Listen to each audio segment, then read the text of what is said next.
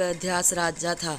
वह इतना धूर्त था कि नगर में किसी भी खूबसूरत महिला या लड़की को देख लेता तो अपने रुतबे के दम पर उसे हासिल करके ही रहता था।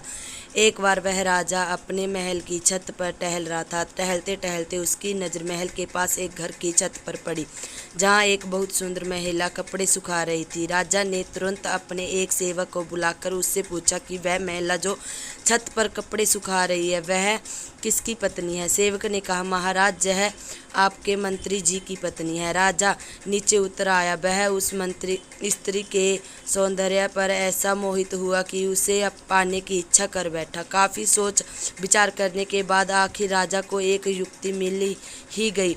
उसने तुरंत अपने मंत्री को बुलाया। मंत्री उपस्थित हुआ तो राजा ने मंत्री को एक पत्र देते हुए कहा कि आपको यह पत्र तुरंत ही फला फला राज्य में लेकर जाना है। मंत्री ने कहा, ठीक है महाराज। इतना कहकर मंत्री चला गया। घर जाकर मंत्री ने अपनी पत्नी से कहा कि मैं दूसरे राज्य में जा रहा हूँ, तब तक तुम अपना ख्याल रखना। राजा के इरादों से अनजान मंत्री अपने गंतव्य की ओर चल देता है। मंत्री की पत्नी को हासिल करने के लिए उतावले राजा को तो एक एक पल सदियों के बराबर बीत रहा था। जब उसे पक्का विश्वास हो गया कि मंत्री सफर पर जा चुका है तो राजा भी इत्र वगैरह लगाकर अपने शाही घोड़े पर बैठकर मंत्री के आवास की ओर चल दिया। जिस समय राजा मंत्री के घर पहुंचा उस समय मंत्री की स्त्री, जिसका नाम कपाला था, नहाकर गीले वालों को घर के आंगन में बैठकर सुखा रही थी। जैसे ही उसने राजा को देखा वो तुरंत खड़ी हो गई और बोली, महाराज की जय हो। राजा के ने हाथ उठाकर मंत्री की पत्नी कपाला का अभिवादन स्वीकार किया। कपाला बोली, कहिए महाराज, आज इधर कैसे आना हुआ। राजा बोला, कुछ खास काम नहीं, बस इधर से गुजर रहा था तो सोचा क्यों न अपने खास मंत्री के घर सब ठीक ठाक है कि नहीं, जय हालचाल लेता चलूं। मंत्री बधू कपाला ने राजा को इज्जत से बिठाया और सेवा भाव से उसकी खूब खातिरदारी की और अच्छे अच्छे पकवान बनाकर राजा के सामने पेश किया। राजा वहाँ खाना खाने थोड़े ही गया था। थोड़ा बहुत खा पी कर अपने इरादे जाहिर करते हुए उसके हुस्न की तारीफ से बोला कि मैंने आज तक अपनी ज़िंदगी में तुम्हारे जितनी खूबसूरत स्त्री नहीं देखी। राजा के बुरे इरादों को मंत्री की पत्नी पहले ही ताड़ चुकी थी। वह एक समझदार और पतिव्रता नारी थी। राजा की ऐसी बात सुनते ही वह समझ गई कि राजा ने जानबूझकर उसके पति को बाहर भेजा है ताकि राजा उसे अपने जाल में फंसाकर अपने बुरे इरादे को अंजाम दे सके। कपाला बोले कि महाराज, एक बात बताइए, शेर जंगल का राजा होता है क्या? जंगल के राजा को यह शोभा देता है कि वह जूठन खाए और गंदगी में मुंह मारता फिरे।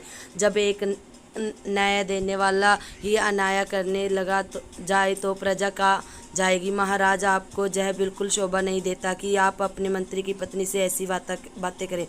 मंत्री की पत्नी कपाला के मुख से ऐसी समझदारी और आंखें खोल देने वाली बातें सुनकर राजा खुद पर बहुत शर्मिंदा हुआ। उसे अब खुद पर बहुत अफसोस हो रहा था। उधर मंत्री कुछ देर ही चला था, तभी उसने ख्याल आया कि राजा का दिया हुआ पत्थर तो वह घर ही भूल आया। उसने तुरंत अपना घोड़ा मोड़ा और घर की तरफ दौड़ा।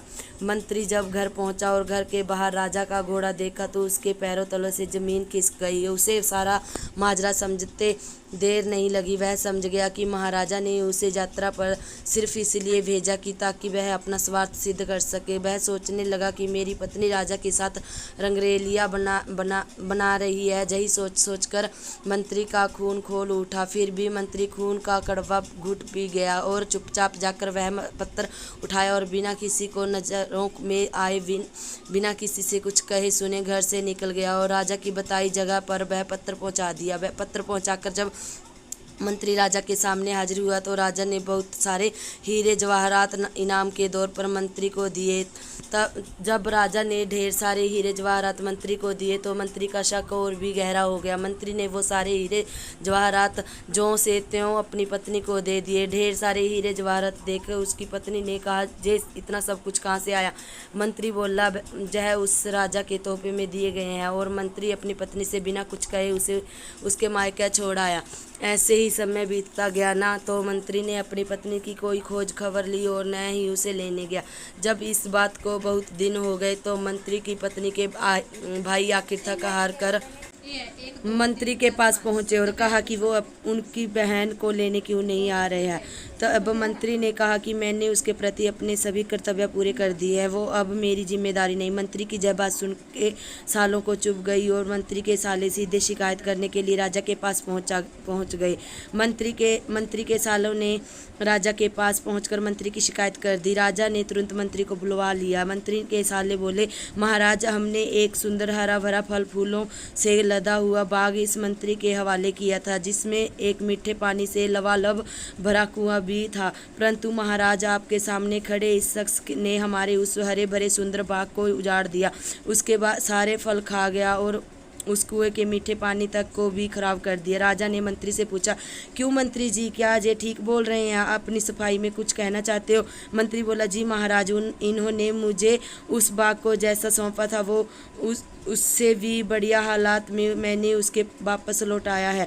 जय सब सुन राजा ने मंत्री बधू कपाला के भाइयों से पूछा कि क्या जय मंत्री ठीक कह रहा है? कपाला के भाई बोले, हाँ महाराज, जह बात सही है कि बाग बिल्कुल सही सलामत है, पर राजा साहब, हम इससे बाग वापस ले देने की वजह जानना चाहते हैं। राजा ने मंत्री से पूछा तो मंत्री बोला, महाराज, बाग वापस करने की बजाय ईर्ष्या या नफरत नहीं है। दरअसल एक दिन जब मैं बाग में गया तो मैंने वहाँ शेर के पंजों के निशान देखे, तो मुझे डर हुआ कि कहीं शेर मुझे भी ना खा जाए। बस इसी बात के डर से मैंने बाग में जाना बंद कर दिया।